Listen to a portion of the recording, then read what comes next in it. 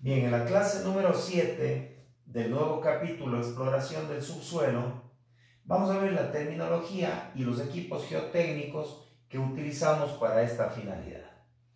Es muy importante explorar el subsuelo, ya que del análisis en profundidad del suelo, nosotros podemos plantear nuestros modelos geotécnicos para diferentes finalidades, para el diseño de cimentaciones, para el análisis de estabilidad de taludes, el diseño de un muro de contención, etcétera, etcétera. En la exploración del subsuelo vamos a ver algunas terminologías que se utilizan mucho. Una terminología sería, ¿qué es una calicata? Bien, la calicata es una perforación a cielo abierto, manual o mecánica. Bien, para una calicata, la máquina que podemos utilizar es una retroexcavadora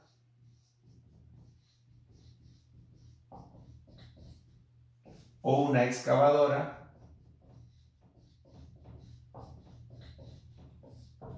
porque en una calicata más o menos la profundidad que excavamos es menor o igual a los 6 metros.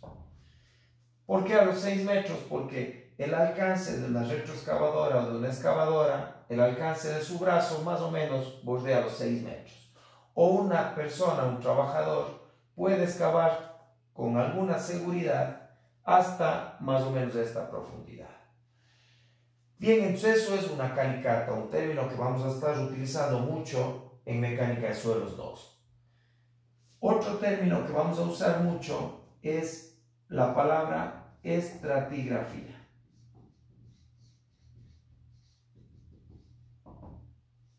Bien, ¿qué es la estratigrafía? La estratigrafía es describir geotécnicamente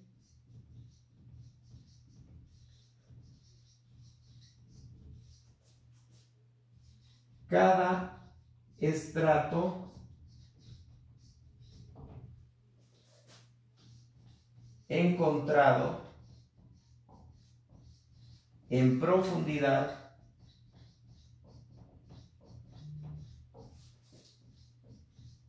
de la perforación.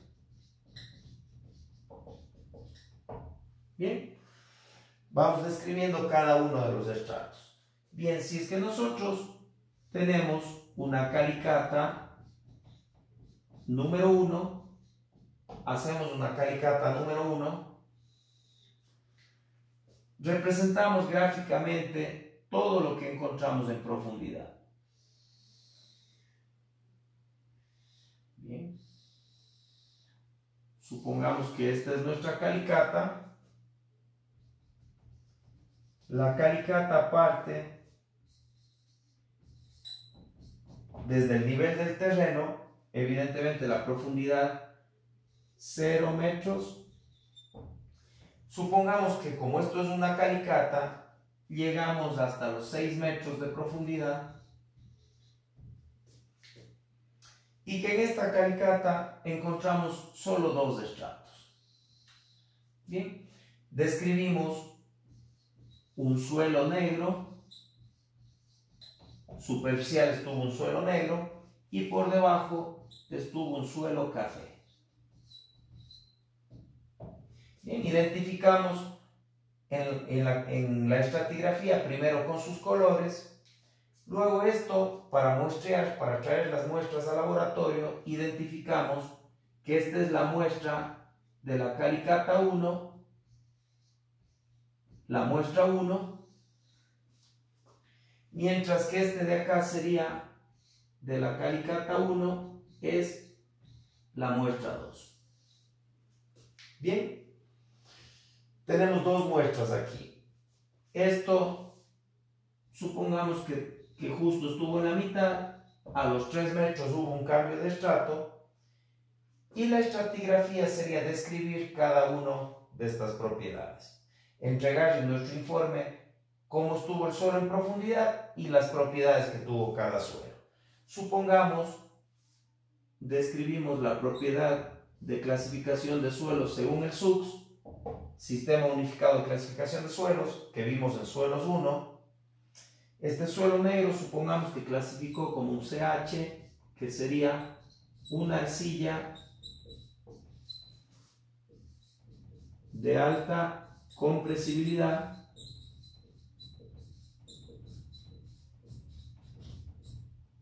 bien, y este suelo café, según el Sistema Unificado de Clasificación de Suelos, supongamos que fue un SC.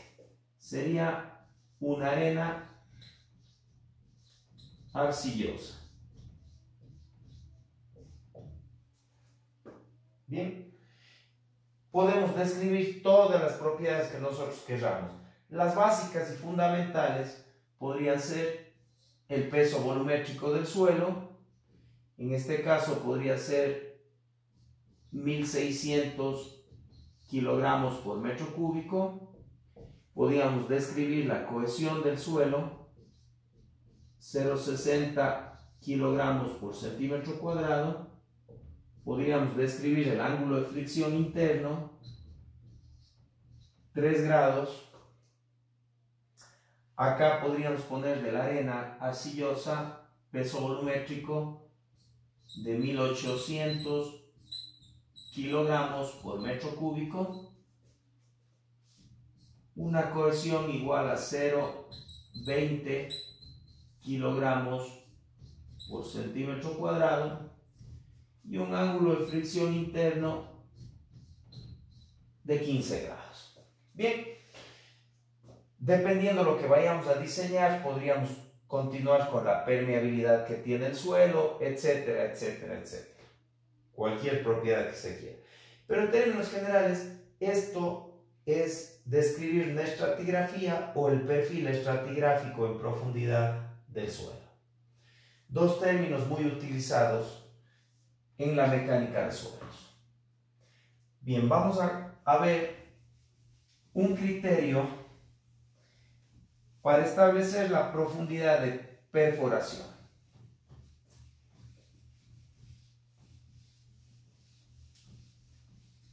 Vamos a ver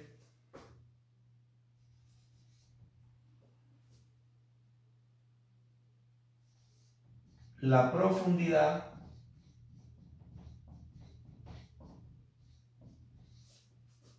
de exploración. Bien, tenemos la profundidad a la que debemos explorar el suelo. En el caso, por ejemplo, de un talud, es inevitable, nosotros tenemos que hacer grandes perforaciones hasta poder llegar al plano de falla circular, porque ahí tendríamos que sacar la muestra y de ahí tendríamos que sacar los parámetros mecánicos de cohesión, ángulo de fricción y calcular la resistencia acortante que tiene el talud. Bien, pero en otro caso que es más común, para definir la profundidad de exploración de una cimentación superficial,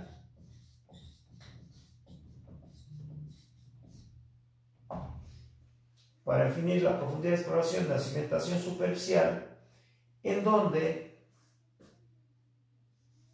df, que es la profundidad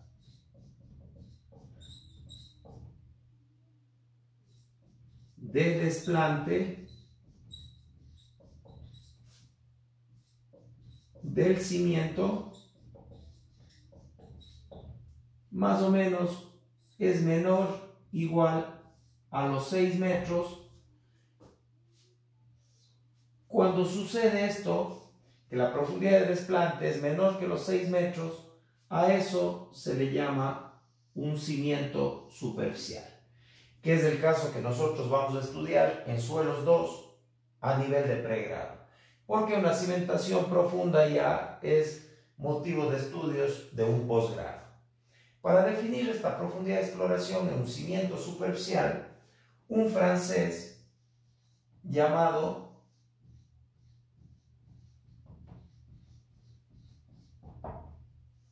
Boussinesq nos dio un criterio para la profundidad de exploración. Él nos dio un criterio donde define el bulbo de distribución de presiones. El bulbo de distribución de presiones. Bien, Boussinesq nos dice, si tenemos nosotros nuestro nivel del terreno, en donde tenemos nuestro cimiento superficial,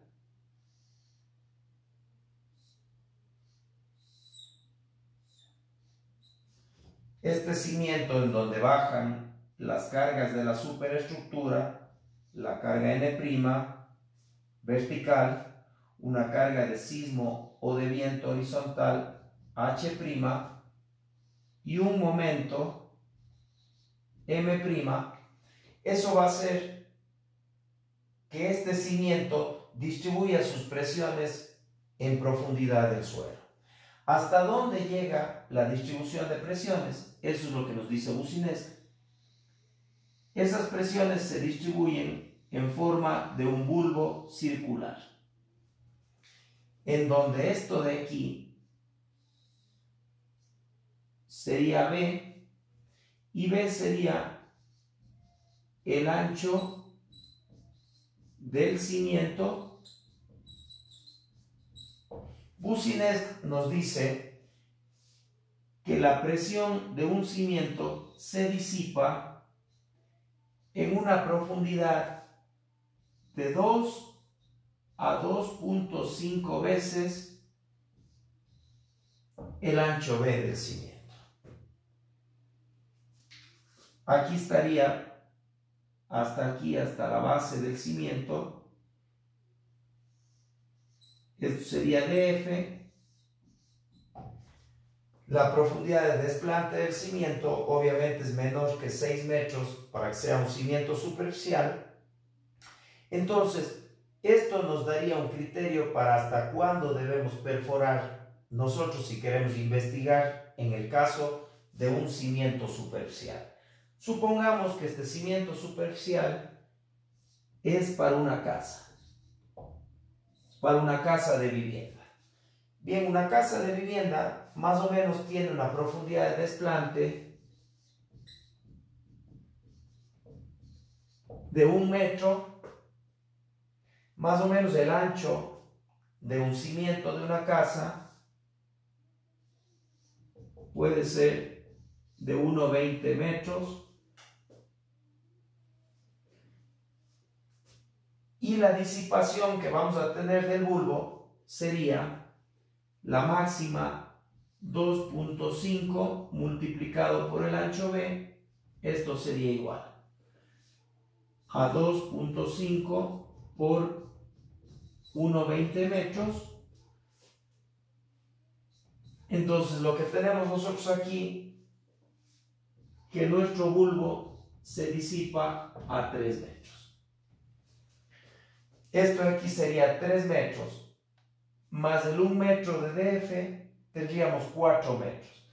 En 4 metros de profundidad el suelo no siente que tiene por encima una casa. Bueno, en este caso sería que tiene la casa. Aquí, por ejemplo, el suelo ya no siente que tiene la casa. Entonces, nosotros tendríamos que investigar para la cimentación de una casa mínimamente unos 4 metros de profundidad. Probablemente unos 5 metros, unos 6 metros, que es lo que podemos llegar manualmente o con una excavadora. Y con eso garantizaríamos estudiar en profundidad todo el suelo que se ve afectado por las cargas de una casa. Bien, entonces este criterio que nos da Boussinesq nos define la profundidad de exploración para una cimentación superficial. Bien, vamos a ver Hasta ahora hemos visto cómo excavar cómo explorar el subsuelo hasta una profundidad de 6 metros, que es para cimientos superficiales, esas cosas. Pero si queremos ya investigar un talud, la estabilidad de un talud, ya la perforación tiene que ser más de 6 metros hasta llegar al plano de falla circular que tiene el talud. Entonces, para exploración con una profundidad mayor a los 6 metros, ¿qué alternativas tenemos nosotros? Una, tenemos lo que son los métodos directos, es decir, perforar directamente y sacar las muestras. Nosotros podemos tener, uno, la perforación a percusión, que nosotros perforaríamos mediante golpes, hincaríamos nuestro muestreador mediante golpes. Otra, tenemos la perforación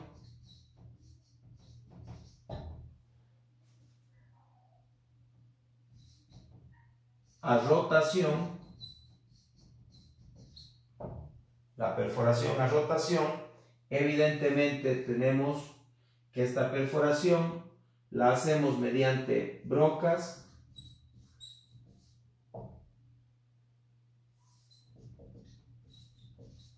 que giran, mediante las perforadoras de rotación que utilizan brocas y van girando y van extrayendo las muestras en profundidad. Bien, y tenemos en cambio también métodos indirectos que nosotros no llegamos a perforar y a sacar las muestras, sino utilizamos métodos, el método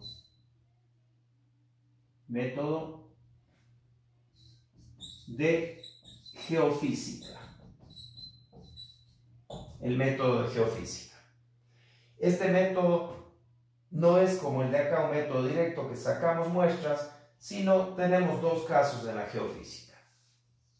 Un primer caso en el cual tenemos la sísmica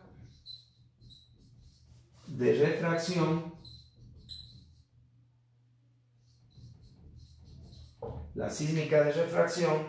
que utiliza explosivos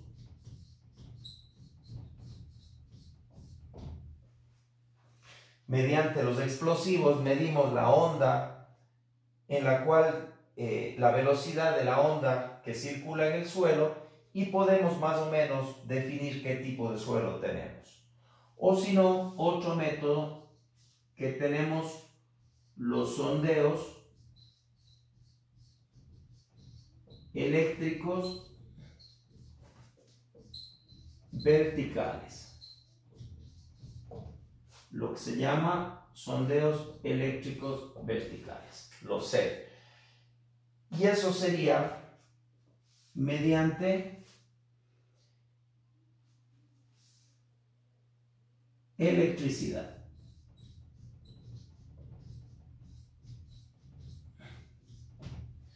Nosotros hacemos pasar electricidad hacia el suelo y medimos el ohmiaje, los ohmios que se recuperan en el receptor, y mediante eso nosotros podemos establecer qué tipo de suelo tenemos en profundidad.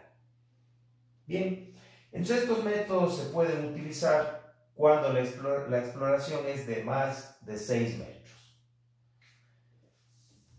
Bien, la finalidad de explorar el suelo va a ser extraer muestras, ¿no es cierto? Perforamos Claro, salvo sea el caso de los métodos indirectos que no extraen muestras, pero en todos los métodos directos nosotros extraemos muestras del subsuelo.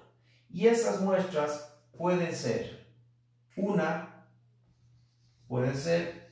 muestras alteradas. Bien, ¿qué es una muestra alterada? Y una muestra alterada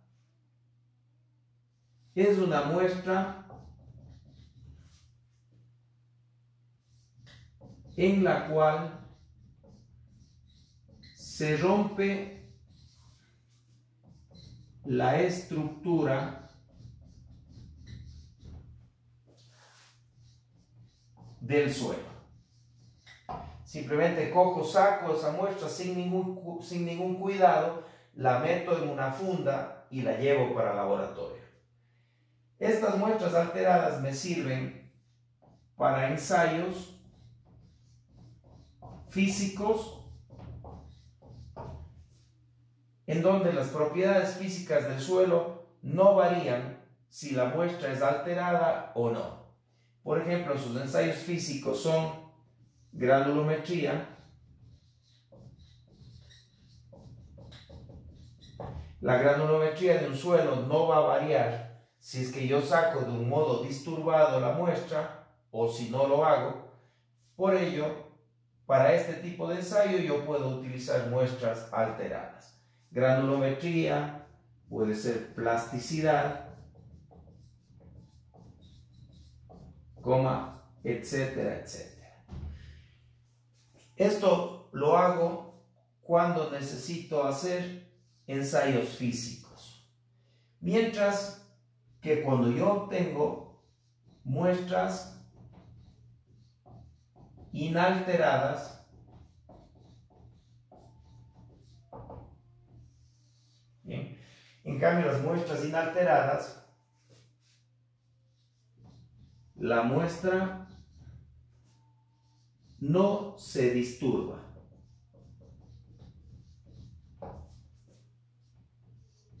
Se conservan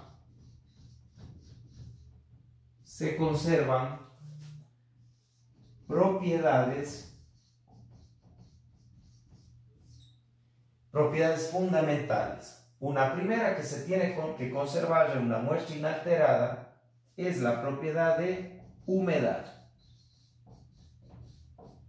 Humedad de la muestra.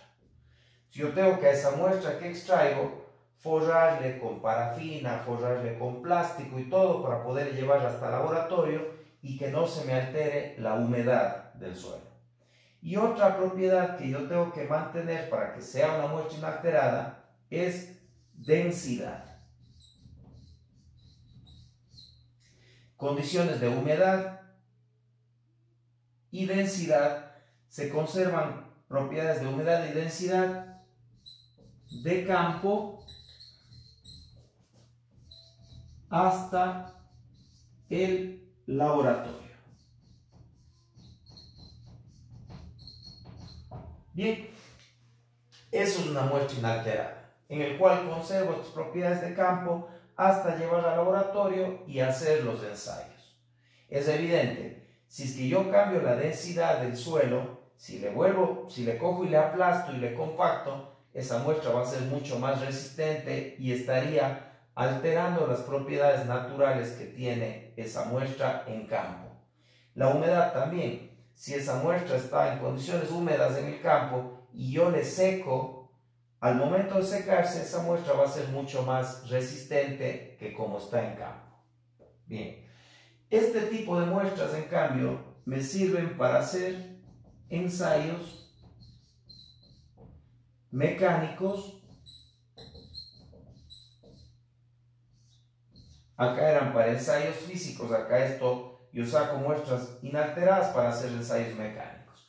Ensayos mecánicos, por ejemplo, puede ser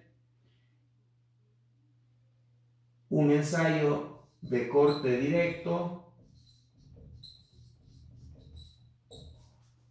con presión simple,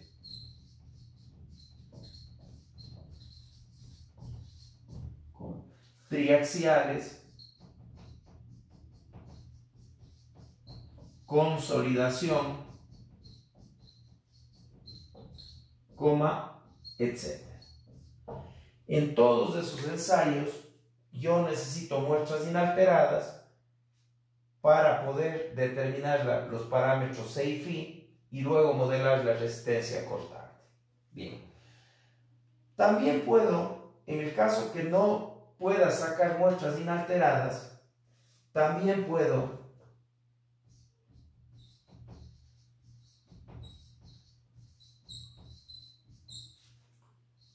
en laboratorio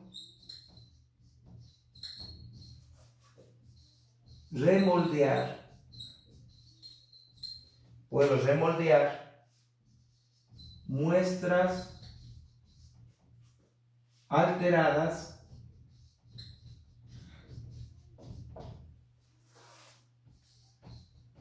para volverlas inalteradas. Bien, ¿qué quiere decir esto? Si yo traigo de campo una muestra alterada, una muestra como esta de aquí, en la cual rompí la estructura, puedo remoldearla en laboratorio para procurar replicar lo que es una muestra inalterada. ¿Cómo se haría eso de ahí? Para remoldear estas muestras,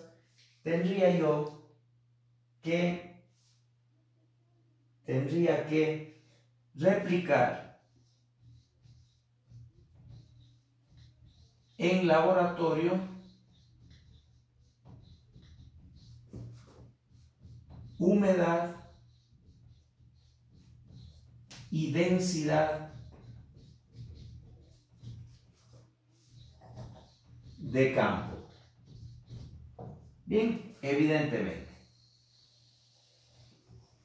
tendría que replicar esto. Entonces, remoldear las muestras sería replicar en laboratorio la humedad y la densidad de campo que tiene la muestra. Y ahí sí puedo hacer ensayos mecánicos sin alterar su resistencia constante. Bien, esto también una aclaración para que sepan qué es una muestra alterada, qué es una muestra inalterada.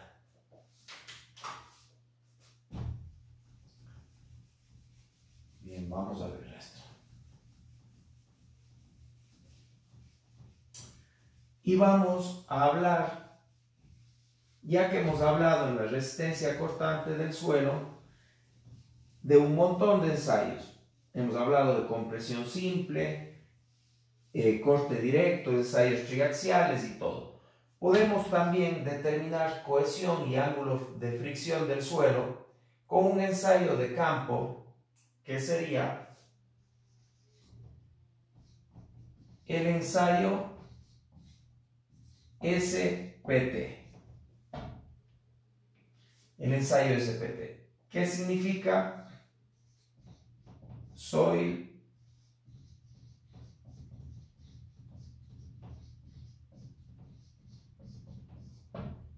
Penetration Test.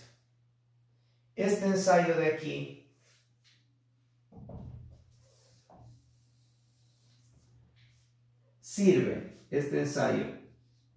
sirve para obtener la cohesión del suelo para el caso de suelos de arcillas,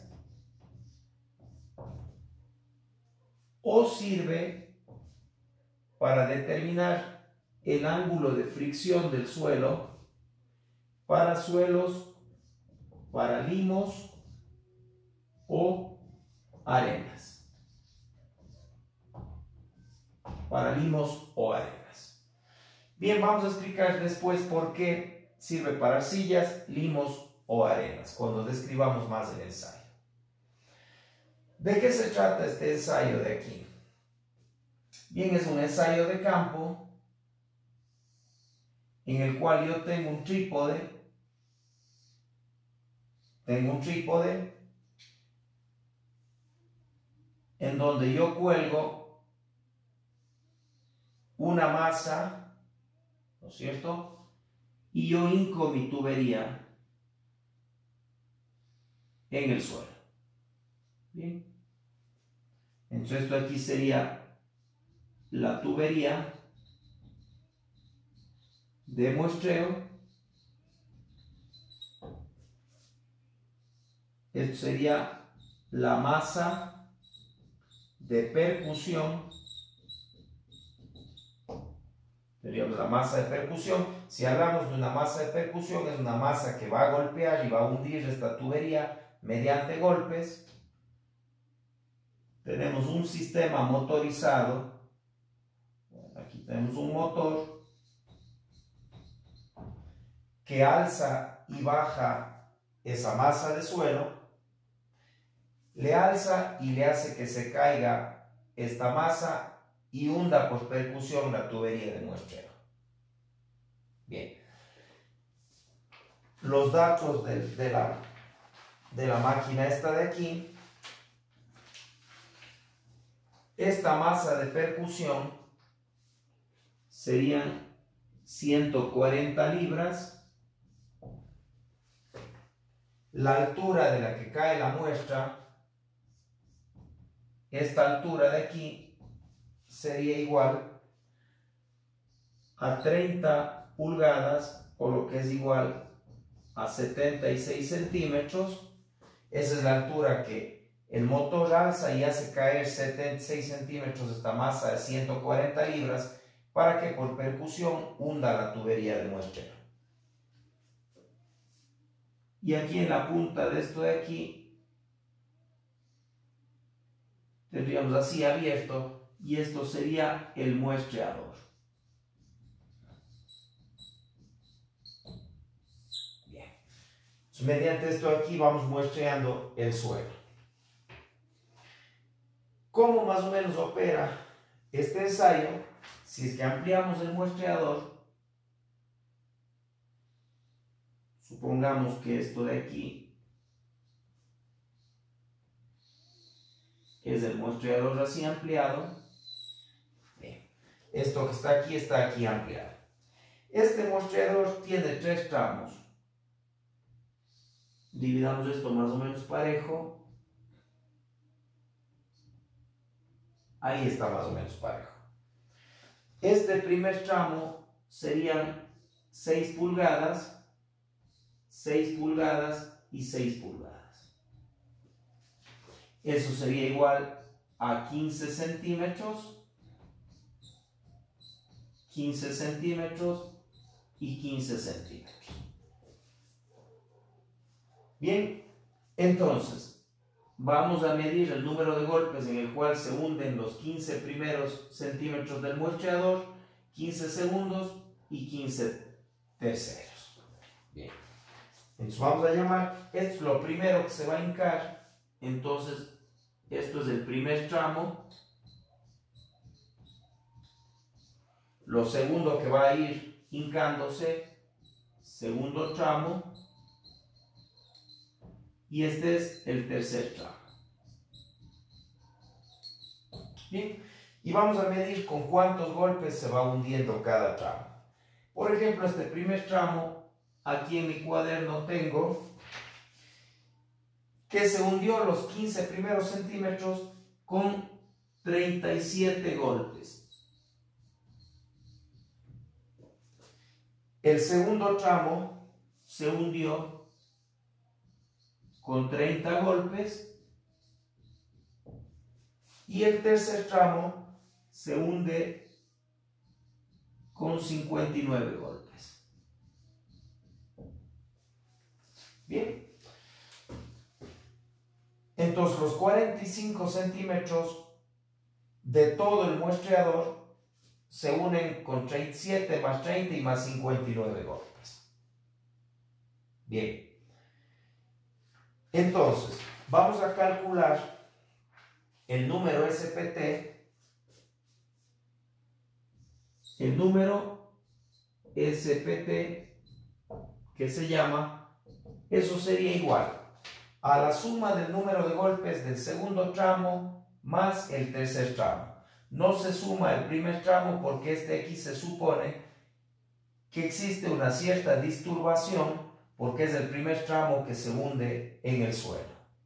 Entonces el número SPT sería igual al segundo tramo, que sería 30 golpes, más del tercer tramo 59 golpes. Entonces el número SPT sería igual a 89 golpes.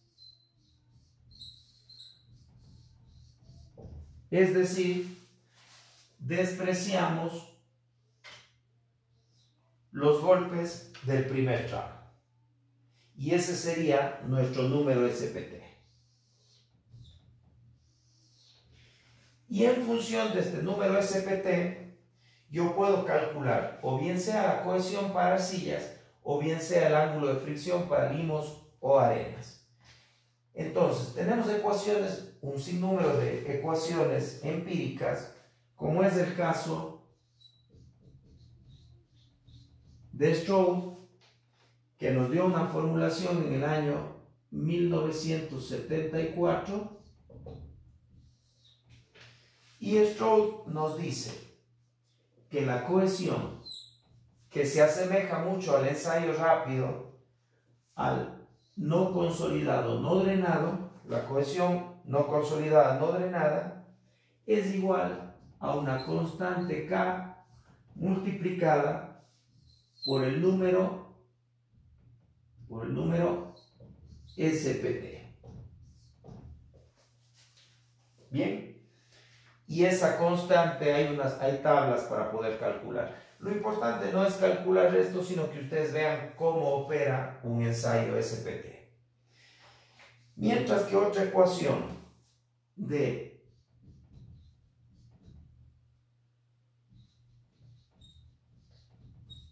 Hatanaka y Uchida, esta ecuación nos dio en el año de 1996. En cambio es para el ángulo de fricción del suelo. El ángulo de fricción del suelo es igual a una función del número SPT. Bien. Entonces ahora sí vamos a hacer una puntualización de este método. Primero, es erróneo pensar que el SPT nos da cohesión y ángulo de fricción. Como ven, o nos da lo uno o nos da lo otro. Cohesión en el caso de que utilicemos esto de aquí en suelos arcillosos. Y ángulo de fricción si utilizamos esta máquina en limos o en arenas. Bien, ¿por qué yo no pongo que esta máquina se utiliza en gravas? ¿Por qué no pondré eso de aquí? Porque evidentemente si es un método a percusión, si es que nosotros tenemos aquí gravas en medio del camino, esto no va a poder traspasar la grava y me va a alterar el número de golpes. Este método se puede utilizar única y exclusivamente en arcillas magras, en suelos que sean en profundidad de arcilla, que no tengan cantos rodados o piedras, y se puede utilizar en limos o en arenas limpias, limos o arenas limpias, que sea únicamente arcillas, limos o una arena limpia, arenas finas, en donde pueda hincarse el muestreador. Ahí es donde muchos profesionales cometen el error.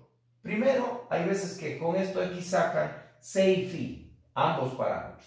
Como ven, esto sirve para sacar o la cohesión o el ángulo de fricción en estos tipos de suelos. Y el gran error que cometen es utilizar un SPT en suelos residuales, como son la mayoría de suelos en Cuenca, en Azogues, que son suelos, geológicamente hablando, suelos aluviales, lechos de río, o son depósitos coluviales. Coluvios son caídos de masas, de rocas. Si tenemos un suelo donde que tengamos rocas, evidentemente el método SPT no sirve. Esto me sirve en arcillas, limos, francos o en arenas limpias. Y estos son los parámetros que tenemos. En el caso que tengamos suelos de depósitos coluviales, de aluviales y cosas, es mejor entrar para determinar SAFE mediante ensayos de corte directo, ensayos triaxiales, por ahí. Bien, entonces haciendo una aclaración, este sería un método muy efectivo para suelos, arcillas o limos francos o arenas limpias. Es un método de campo muy valedero, pero cuando tenemos esas condiciones de suelo. Bien, esto ha sido una pequeña introducción a la exploración del subsuelo. En la próxima clase vamos a ver todo lo que es de empuje lateral de tierra para diseños de muros de contención. Con eso acabamos la clase número 7.